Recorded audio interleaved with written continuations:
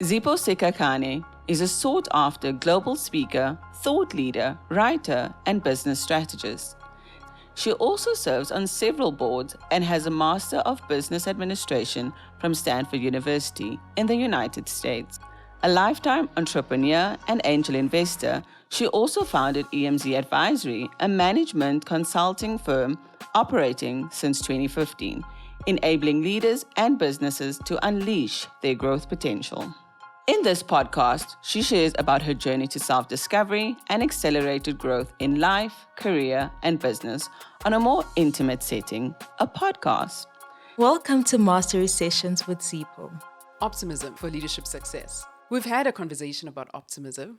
Now let's talk about the essential techniques that will really help you to get started so that you can make sure that you have the strategies you need to overcome anything that comes up, but also be mindful because there's some pitfalls to too much optimism, right?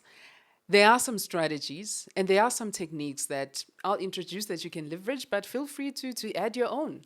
And whatever it is that you need, leverage it so that you make sure that your optimism stays more consistently going forward. There's a couple of things that are critical, right? One is completely avoid negative environments. Chase away any negative energy around you, anything that is distracting and draining. Because think about it, it's literally anytime you have a positive energy around you, it's actually a beautiful way where you can bounce each other's energies. But whenever it's negative, it actually becomes a net drain. And even worse when you have more than one individual or one environment that brings that to you. So really get a sense of how in different environments actually impact you, right? And I mean, let's use a very typical example in the workplace. We know that individual, who is always complaining all the time. They wake up in the morning, give them 5 minutes from when they arrive, and they already have a series of complaints.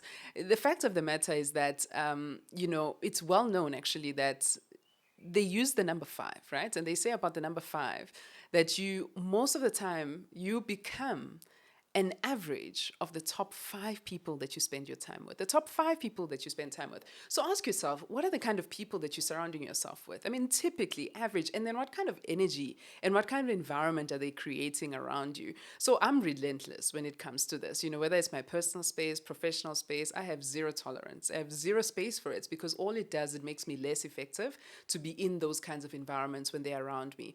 But it does require you to also have a certain level of courage and the audacity to say, no, this is not for me. It's not working for my space. And also, but if you can't influence it, remember, we're not all always have the power that we need. That's okay, right? It's a matter of saying, what are the steps that I'm taking to take myself out of this environment? Because sometimes we're stuck with these people. Maybe they are family, your roommates, who knows? So it's not eradicable immediately. But nothing is unchangeable. So what are some of the steps that you can really take to avoid that environment? And also there's ways to feed the opposite into your environment, but you can't have both in the same space. That's what I've found with experience. The other thing that's important is really celebrating your strengths, right? And what I mean by that is that for you to stay in a space, you need to also know some of the things that you achieve, some of the things that make you happy. Some of the things most of the time come up when you're actually speaking and leaning on your strength. Instead of, for example, what we do is we get so obsessed with our weaknesses, right? Really focus on what you do well. We've spent some years working with, teams across corporations where my team would actually go and literally help teams identify what their strengths are. And most of the time, whenever there's an issue in any business, people just go, please, can you tell us what's wrong so we can fix it? And I'm saying, no, the reason you exist today, the reason you've survived all these years, think about it, your corporation will be surviving.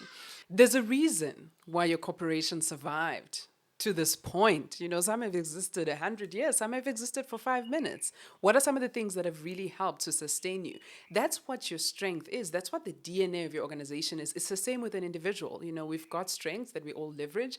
And when we're actually working with individuals and teams, we help them analyze what are some of those strengths? What are some of those techniques that are innate and existing within you? When you start doing that process of not only being strengths-based, but celebrating your strengths as and when they come along, it naturally just shifts you to be staying in that more optimistic space and mindset. Now, The other one is obviously just taking care of your well-being, particularly on the spiritual and emotional level, right? So figure out what is some of the reading, that you have to do, even if it's on a daily basis or as often as you need. It may be just different people that you interact with. It might be, if it's not reading, what is it? I know for me, I enjoy, if I have to, if I know laughter is the best medicine. So I try to engage with content that makes me laugh. I mean, it's just humor is the best medicine, they say, right? And so find different things that really help you. There's apps that show you, there's one that I have that show you literally inspiring quotes on a daily basis. That's another good example. These are small things, right? That instead of, the pop-up being something that discourages you on your phone, what if the pop-up is something that inspires you, something that enables you, something that helps you to reflect? And so it's important to get these kinds of things and really bring them together, and figure out how you can use them as a source of inspiration just to nurture yourself in a different way and in a different context, right? The other thing that's important is learning to manage, and also to some extent even ignore the things that you cannot change, right? Because sometimes the setbacks will always be there. Sometimes you might not have the privilege of being able to change, right, the environment that you're in, right? I mean, if you're born in a certain country, especially if you're not privileged, right, to have a silver spoon, served to you from the day you pop out of the womb, right? That is okay, right? That is absolutely okay. But what's important is then realizing, look, there's things I cannot change. There's no benefits that will come in investing your daily effort every day, draining yourself about how difficult those environments are affecting, how those difficult environments are affecting you, right? The key thing is to be proactive and find ways to do something, right? I mean, there's a quote that says, you might not be able to control everything, everything that happens to us, but we can actually control what happens inside of us. And I think that's a key thing to leverage to keep yourself going. Then there's the other thing around, reframing, right? So reframing is important because you're basically shifting perspectives based on what is happening in that moment. You're looking for those hidden positives, right? In any negative situation. Some call it the proverbial silver lining, right? Look for the gifts in the adversity. What is the difference here? What is the insight here? Learn just that reframing. And it's hard because it requires you to unlearn some of the habits, look at things in a different way. But how can you actually reframe? And this takes me back to some of the advice that is a lot out there and written about widely around even how you change habits, right? And changing habits, it starts by saying, okay, fine, let me use an example, right? So let's say you've really been trying to cut down on the sugar, right, that you consume, because this is something that's important to many people to shift. And to some extent, maybe you love that can. Every time you see it, you enjoy it, but it's packed with sugar. And just what you could do in that moment, right? You start that quick transition. Every time I go for the highly, lots of sugar, I also complement that with just water at the same time. And you're starting to reframe and reshift the mind's view to say, every time I think of this, I think of that. Eventually, you start diluting because you go half and half. Eventually, you go and you eliminate altogether. This is a technique that I've used in many contexts, but also many experts have written widely about different things that you can do to leverage that. There is always a gift in finding ways to reframe, right? The other thing that's important is adapting the language in which you use, because language ultimately affects your outlook, right? Even simple things about how you speak to yourself, to others, can make a big difference. For example, there's certain words that I do not allow to be part of my vocabulary. One word is can't, I cannot. It just doesn't make any sense to me because I'm limiting myself just in that context as it starts. So it's important to then say, what are some of these words that you use? And also even how you speak to yourself, the language. I mean, they say you should speak to yourself as you would speak to your dearest and best of friends. And so just that alone starts shifting and framing your language so that you can figure out what it is that you're doing, right? And then also, look a little bit outside of yourself, right? I mean, look at maybe some of the more, important people in your life, different projects that you're involved in. Look at different things that you can involve yourself in, different interests, different pursuits that can really help and spur that mindset of optimism. I mean, I'll give you an example from my own life, right? Where I'm able to, look at different hobbies and the different roles that they play in my life. So one of the things that I definitely enjoy doing is hiking.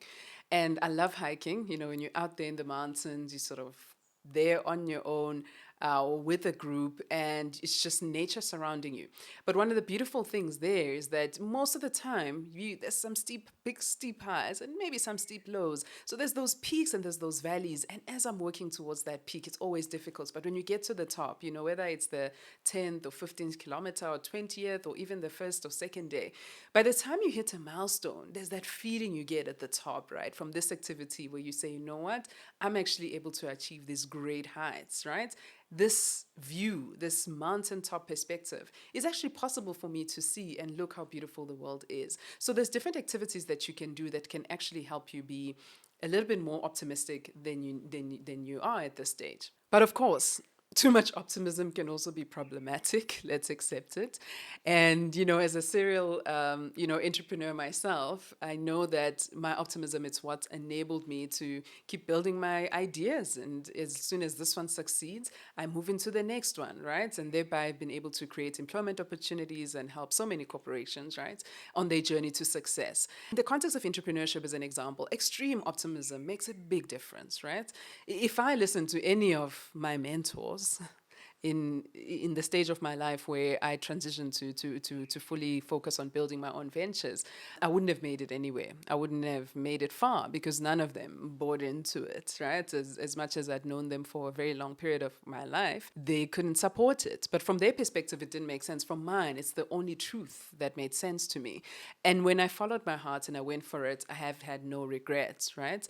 But at the same time, there is a challenge with too much optimism, right? And one of the things is that when you have too much optimism, some people can actually lose, perspective and lose a grasp on actual reality. And this is a fact. And you don't want to get to that stage.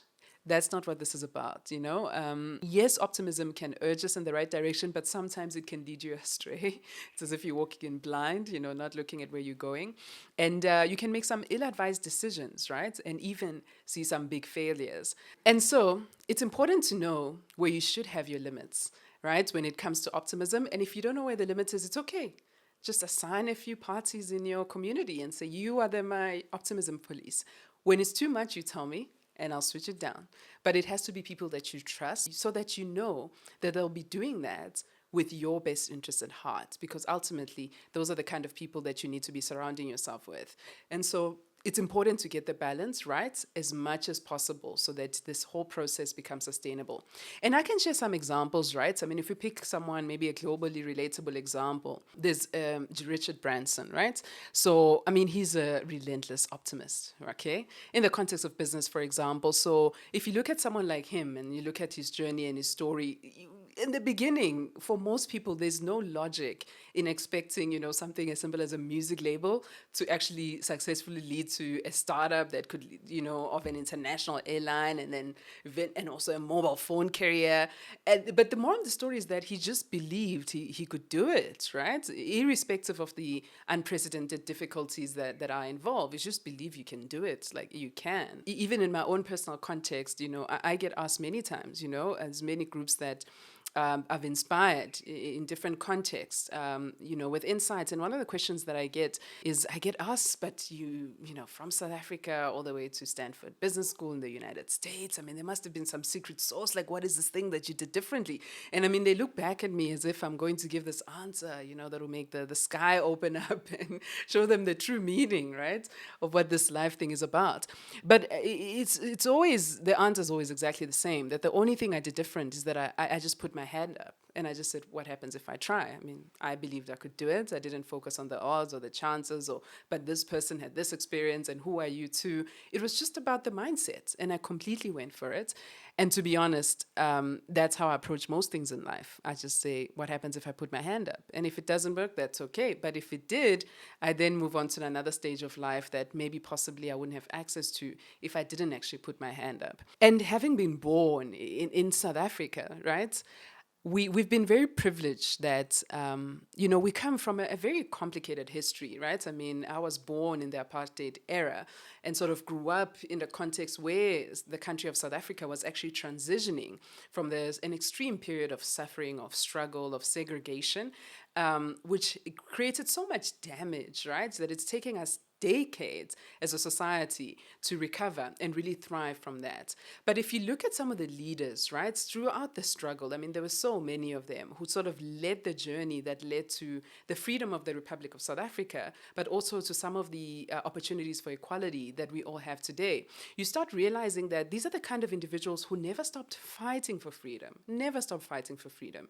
I mean, in the darkest and in the lightest moments of South Africa's history, I mean, they were making global headlines, but they still saw the vision, right? Even when others believed that they would fail. And I mean, more importantly, they were always optimistic about the future of South Africa. And look at where we are now, right? I mean, it's just what a beautiful success story, right? In terms of where we are as a society, as a community, and also still continuing to work through some of the challenges that we have, but staying optimistic is what's most important.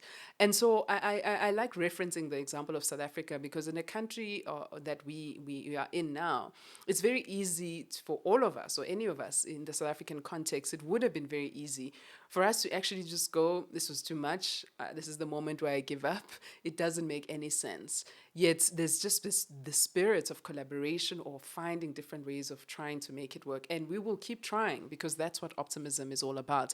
But it's also not easy, right? And I want to acknowledge that it's not easy. And so as you find ways to develop, right, on your journey more and more, on being optimistic, right? And looking at the different ways that you can be more optimistic and some of the techniques that you can leverage, it's important to realize that it's not always going to be easy. There are some tools you can take to advance on the journey, but they might take some time. They honestly might take some time, and that is okay. And while they're taking time to get there, make sure that you have people around you to hold yourself accountable, that you know what, you're moving towards a more positive, optimistic path. Put the stickers everywhere, put 100 reminders if you have to, so that you don't lose your eye on the ball.